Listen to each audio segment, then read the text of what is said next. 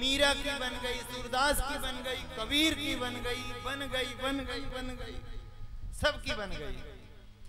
और रुपया जो सबकी बनाता हो तो तेरी क्यों नहीं बनाएगा? वैसे पुकार के तो दे।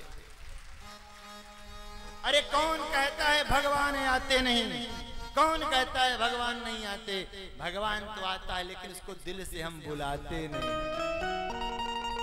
बुलाते नहीं दिल से। मेरा भगवान तो दौड़ा हुआ आता है, दौड़ा हुआ तुरंत।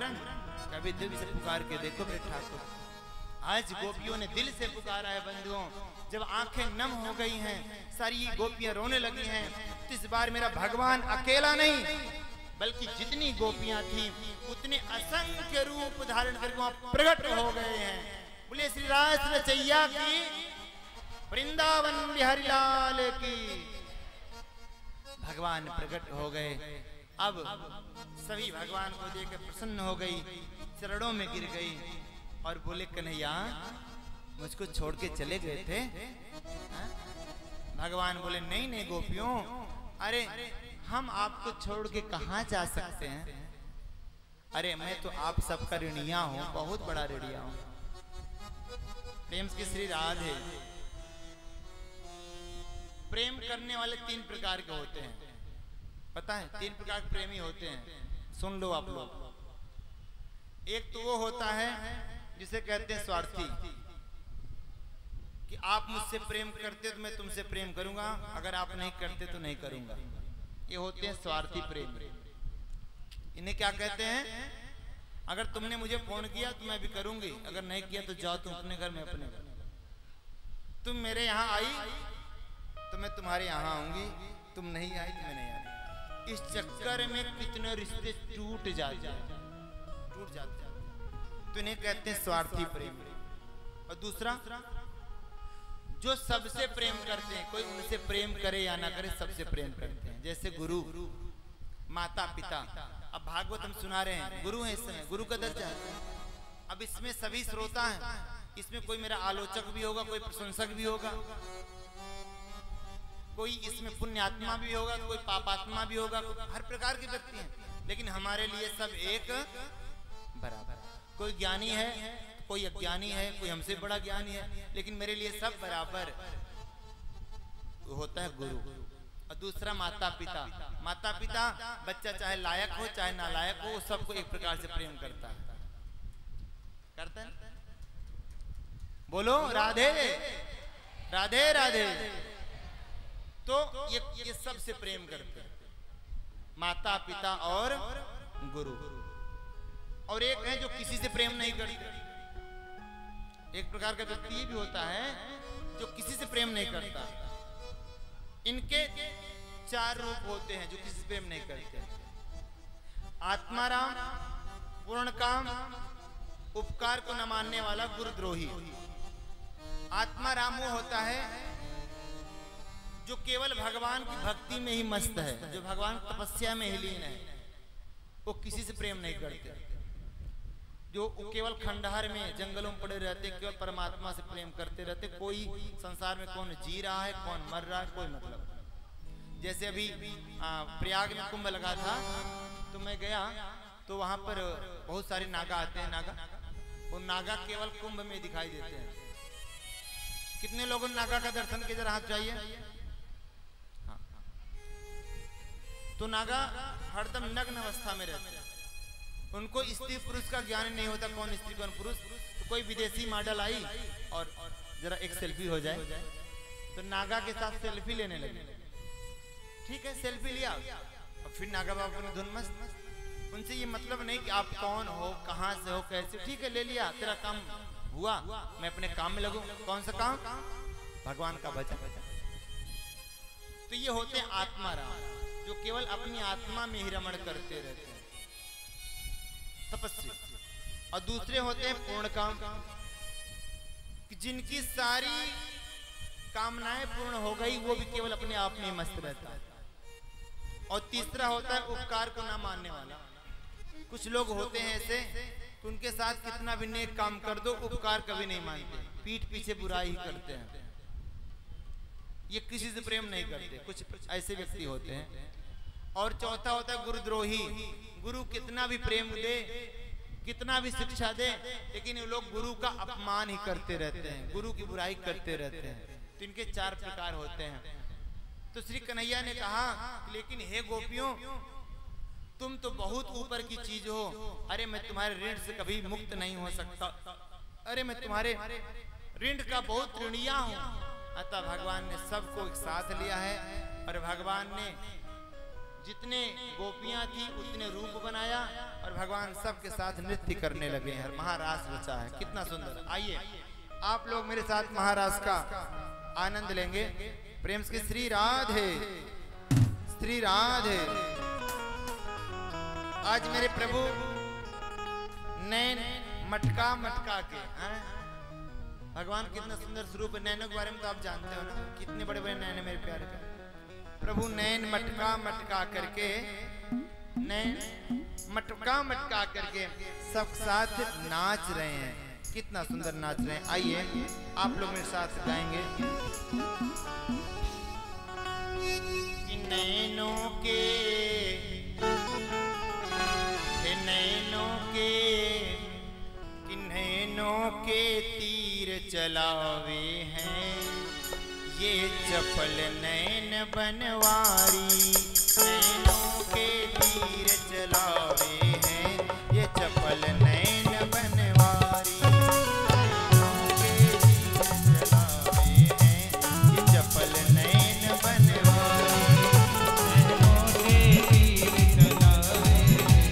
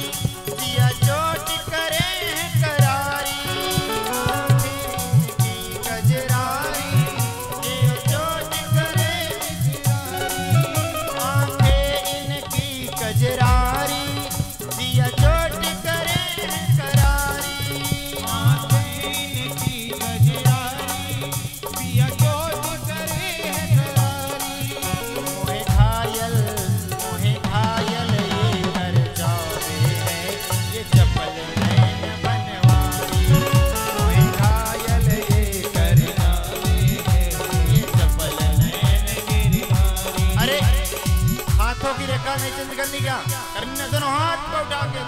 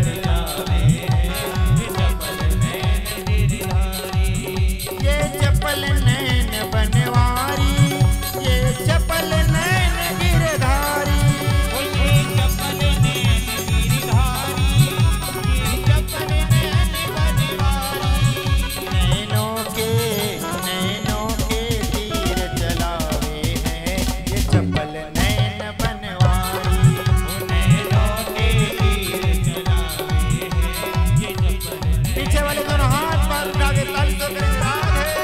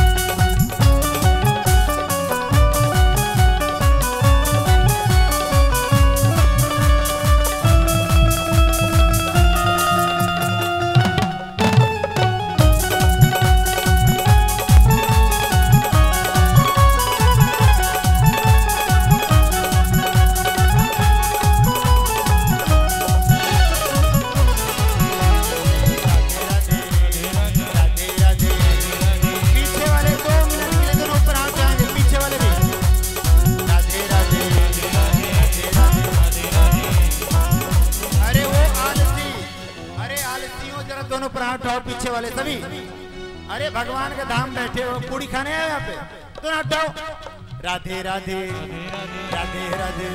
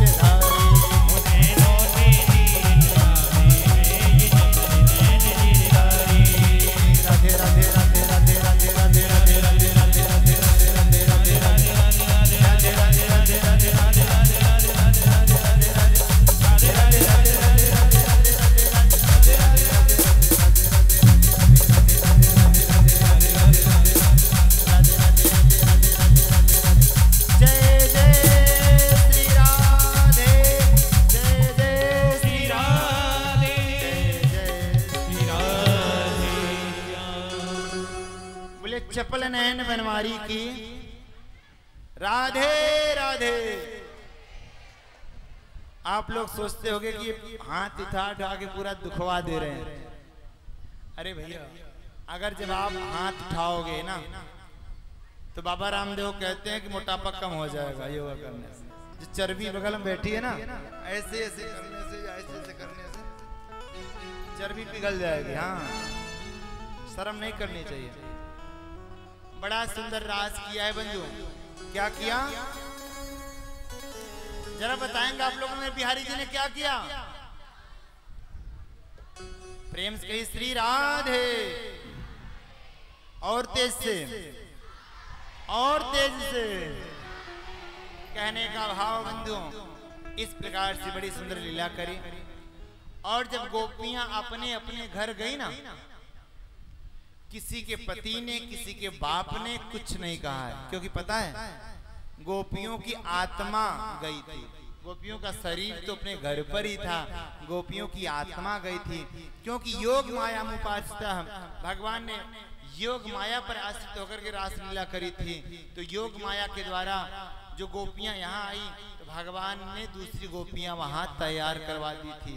जो गोपी अपने पति के पास थी, पति के ही पास थी। प्रेम से श्री राधे। बहुत सुंदर यहाँ पर उत्सव होते हैं बंधुओं।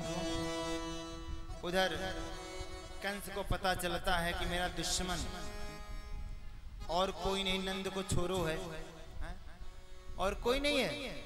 कौन है? नंद को छोरो। अब जरा एक्सप्रेस बनना पड़ेगा, टाइम बहुत कम है।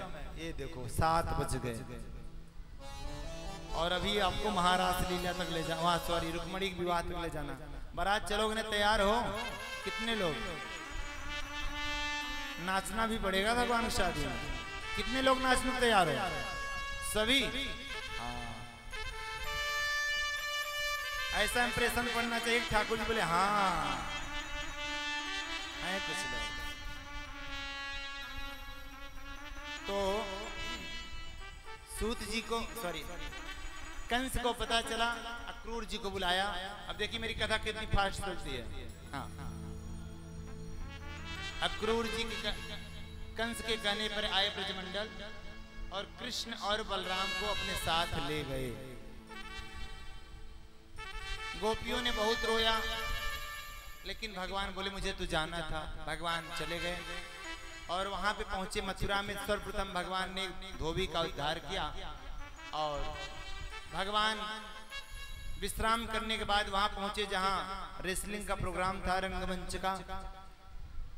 कंस ने षड्यंत्र के तहत वहां कुबलिया पीड़ हाथी खड़ा रखा था। भगवान ने उसका वध किया और फिर चारों ओर मुष्टिक से दंगल हुई। भगवान ने उनका वध किया। कंस ने भगवान को अपशब्द कहा। भगवान कूद करके ऊंचे सिंहासन पहुंचे और बोले अरे पापी, अरे मामा, आज भी तूने मुझको प्रेम से कनुआ नहीं कहा। भगवान को अपनी माँ की याद आई। किस पापी ने मेरी माँ के बाल पकड़े थे। भगवान ने उसके बाल को पकड़ा और वहां से लेकर छलांग लगाई। नीचे कंस ऊपर त्रिलोकी का भार लिए मेरे कन्हैया धड़ाम से गिरते हैं और वहां कंस की मृत्यु हो जाती है। बोले असुर निकंदन भगवान। उसके बाद बंधुओं फिर भगवान अपने बाबा को छुड़ाते हैं, वसुदेव जी को, देवकी जी को। आज भगवान रो रहे हैं, वसुदेव देवकी भी रो रहे हैं, नंद बाबा भी रो रहे हैं। नंद बाबा को आज पता चल जाता है कि कन्हैया मेरो नहीं है। किसी प्रकार से रोग आकर के अपने पिता को विदा करते हैं। उधर जब नंद बाबा अकेले जाते हैं तो गोपियां राह जोहती रहती, मेरा कन्हैया आता होगा, लेकिन कन्हैया नहीं आता। रात कट जाती, दिन नहीं कटता बंधुओं। बहुत रोती हैं। यमुना जी किनारे बैठ बैठ करके अपने प्रीतम का इंतजार करती हैं कि मेरा कन्हैया आएगा, मेरा कन्हैया आएगा। कन्हैया नहीं आता। पुरानी बातों को याद कर करके रोती हैं कि एक जमाना था बुलाने से चला आता था, कड़ में मुझको उसका चेहरा नजर आता था, लेकिन टूट गई मैं उसके चेहरे के दर्पण बन के। हर घड़ी याद तेरी आए सौतन बन के। मेरा कन्हैया नहीं आ रहा, रोते। बहुत दिन व्यतीत हो जाते हैं। भगवान बुलाते हैं श्री उद्धव जी को और उनको सुंदर सुंदर भोजपत्र पे केसर की स्याही से मोर के पंख से सर्वप्रथम प्रेम पत्र मेरे कन्हैया लिखते हैं, जिसे बोलते हैं लव लेटर। प्रियंस के श्री राधा प्रेम पत्र लिख करके देते हैं, जाओ मेरी मैया को देना, मेरे बाबा को देना, मेरी गोपियों को देना। और वो प्रेम पत्र लेकर के उद्धव जी आते हैं बंधुओं। सारी गोपियां सोचती मेरा कन्हैया आ रहा है, लेकिन उसमें कन्हैया नहीं था। उद्धव जी आते हैं, जाते हैं नंद भवन, देखते हैं यशोदा जी का बुरा हाल होता है। देख करके बड़े व्यथित होते हैं, सारा समाचार सुनाते हैं। फिर यमुना तट पे जाते हैं। गोपियों ने भगवान उद्धव जी को देख करके भगवान प्रति भंवर गीत गाया है भागवत में। जरा समय का भाव है, भंवर गीत गाया है कि एक भंवरे तू भी उस कन्हैया के समान है, जैसे भंवरा तू फूल के रस को चूस करके उड़ जाता है ना, ऐसे कन्हैया हम सबके दिल रूपी रस को चूस के उड़ गया है। तुझमें और उसमें अंतर नहीं है। प्रेम से कही श्री राधे। तो उद्धव जी बड़ी ज्ञान की बात बताते हैं। तो गोपियां कहती हैं प्यारे ये तो प्रेम की बात है उद्धव, बंदगी तेरे बस की नहीं है। यहाँ सर दे के होते हैं सौदे, आशिकी इतनी सस्ती उद्धव जी गोपियों के प्रेम के सामने उद्धव ज्ञान के जो सागर है नतमस्तक हो जाते हैं। गोपियों का संदेश लेकर के उद्धव जी माधव के पास आते हैं और जब माधव संदेश पढ़ते हैं तो रोने लगते हैं कि ब्रजवासी वल्लभ सदा मेरे जीवन प्राण, इन्हें न कबों बिसारियो मोहि नंद बाबा की। मैं इनको बिसार प्रेम से श्री राधे। उसके बाद श्री भगवान वसुदेव जी कहने पे उज्जैन जाते हैं शिक्षा लेने। मात्र 64 दिनों में 64 कलाओं संपन्न हो जाते हैं। वहां पर जो है इनके मित्र बने हैं सुदामा, और शिक्षा लेने के बाद गुरु दक्षिणा दे करके मृत पुत्र गुरु दक्षिणा दिया है संदीपनी को और वापस आए हैं। प्यारे कल गुरु पूर्णिमा है, जरा इस पे 2 मिनट के लिए समय दे दूं आपको, प्रकाश डालो। कल गुरु पूर्णिमा है और कल भागवत का अंतिम दिन है, विश्राम। भगवान कभी समाप्त नहीं होती भागवत, इसका विश्राम होता है। भागवत तो चलती रहती है। आज यहाँ विश्राम हुआ, कल वृंदावन होगी। हाँ वृंदावन भी चल रहे हैं, जिसको जाना हो मेरे साथ चल सकता है। आपके सामने बैनर लगे हुए हैं, 15 तारीख को हम लोग यहाँ से निकलेंगे, आप लोग वृंदावन हमारे साथ चल सकते हैं। वहाँ भागवत है। अरे चलो यार, छुट्टी है, कांवड़ का समय है, स्कूल सारे बंद हैं, चलो ना घूम के आए। बिहारी जी का बुलावा है तो चलो चलो, बुलावा आया है, सामरिया ने बुलाया है, चलो घूम के आए हैं। प्रेम से श्री राधे, श्री राधे राधे। तो जो चलना चाहे संपर्क कर सकता है कल यहाँ पर। और अगर आप नहीं भी जा सकते तो मेरे कन्हैया के उस धार्मिक कार्यक्रम में कुछ आप सहयोग भी करना चाहें, कुछ अपने धन की आहुति भी देना चाहें तो दे सकते हैं। क्योंकि जो कराने वाला बेचारा आयोजक है वो हाथ जोड़ते फिर राग महाराज, अरे रन रोप लिया है बिहारी जी के नाम पे, अब वो ही जाने कैसे धर्मशाला का खर्चा पूरा होगा, कैसे पूरा। तो उसकी लाज बचाना है, आप लोग जरा ध्यान दीजिएगा। बोले वृंदावन बिहारी लाल की। आई मैं आपके बीच बुलाऊंगा उस भगत जिसने इतना बड़ा बीड़ा उठाया है। तो बेचारा गरीब ही किसी प्रकार से अपना जीवन यापन करता है, लेकिन उसका भाव बहुत बड़ा है, दिल का बहुत बड़ा है। और जानते हो काम क्या करता है? क्या काम करता पता है? जो साड़ी की दुकान होती है ना, वहाँ साड़ी लाता है, फाल लगा लगा के देता है बेचारा, और कुछ। लेकिन प्रोग्राम इतने बड़े बड़े कराता है कि 2.5, 3 लाख 55 लाख रुपए खर्च हो जाते हैं। एक बार उसके लिए ताली बजाओ आप। मिलाऊंगा मैं आपसे। ये है भगत, ये है वैष्णव, जिनके पास धन तो नहीं है लेकिन दिल इतना बड़ा है, दिल बहुत बड़ा है।